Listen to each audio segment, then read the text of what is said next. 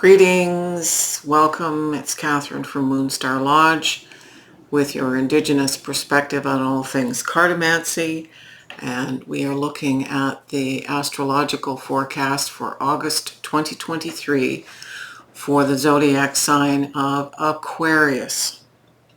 So Aquarius, I'm bringing to your attention the perigee full moon on August 1st, which means it's a supermoon. It's the closest it can be to the Earth, and so very impactful on our physical, emotional, intellectual, and spiritual well-being.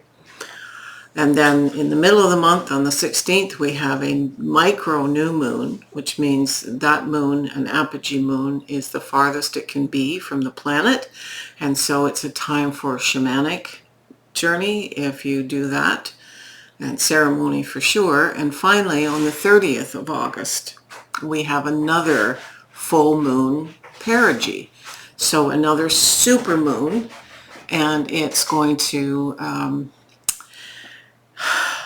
it's called the blue moon, and so it's allowing us to once again experience intensity. So it's a very intense month. Most of us want August to be kind of laid back and easygoing and kind of mañana, but it's not going to be for any of us of any sign, given this kind of incredible lineup of very intense moons. So if you like this video, give us a thumbs up, give us a subscribe if you can. And remember, this is an experiment here. We're looking to expand our audience. And so if nobody likes and no additional subscriptions, we know that this isn't working for people. So this is an important way to communicate, and by all means, leave a comment. All right, Brian, let's go to the cards. Six of Swords, Aquarius. That means you're on a journey. You're leaving things behind. It's an attempt to, shall we say, move to other shores. The old-timey meaning for this was success. So it is like going on a spirit quest. It's looking for something new, and it's an important, successful journey. Clarified by the Devil card. You're not going to have a successful journey. So the warning here is avoid the habits and the things which block you from success. So procrastination, perhaps, partying too much in the month of August, saying this can wait till September. No, it can't. It has to be done when the energies of these moons are there to literally catapult you into the success that's sitting there. We all have free will choice, so the choice is yours to make this successful journey. The Knight of Stars, which is the Knight of Pentacles, the slowest, most methodical knight, very careful, planning, typically shown sowing a field of crops, knowing that what you're doing here is going to cause something to bloom down the road. How you avoid the devil and how you avoid getting off track is communication. So this is the clarifier here for the Knight of Stars. Communication is with Source, is with your support crew, your friends, the people who are recognizing how positive this new journey is for you. But this planchette is pointing to the Creator here, and so it's important to make sure that you are, in fact, moving in the right direction and communicating with Source. Source is our best ally in these times. What's helping you, besides the Knight of Stars, is the Queen of Wands.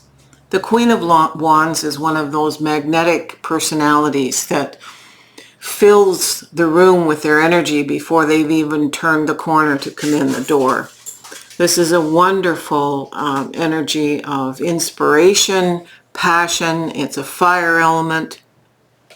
So We've got air, we've got earth, we've got fire, and we've got water.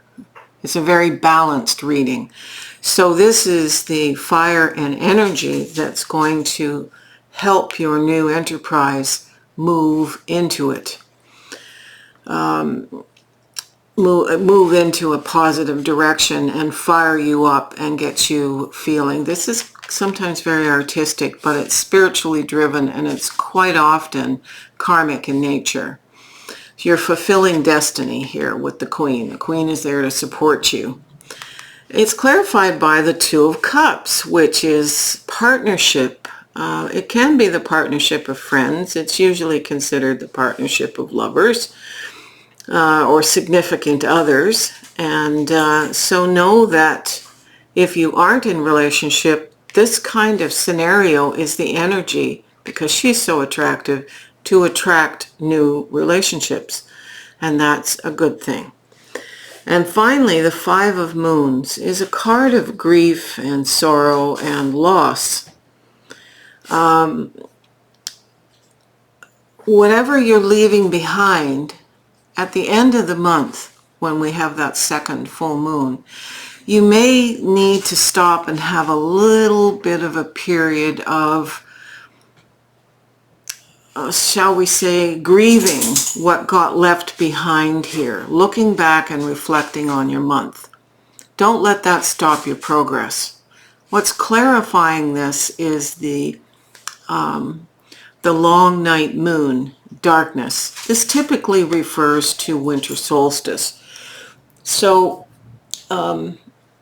in as much as this is now August, this is saying that by the time of winter solstice, there's two things going on here. So the first is, by the time of winter solstice, your new journey is complete, because this is the first card, this is the last card.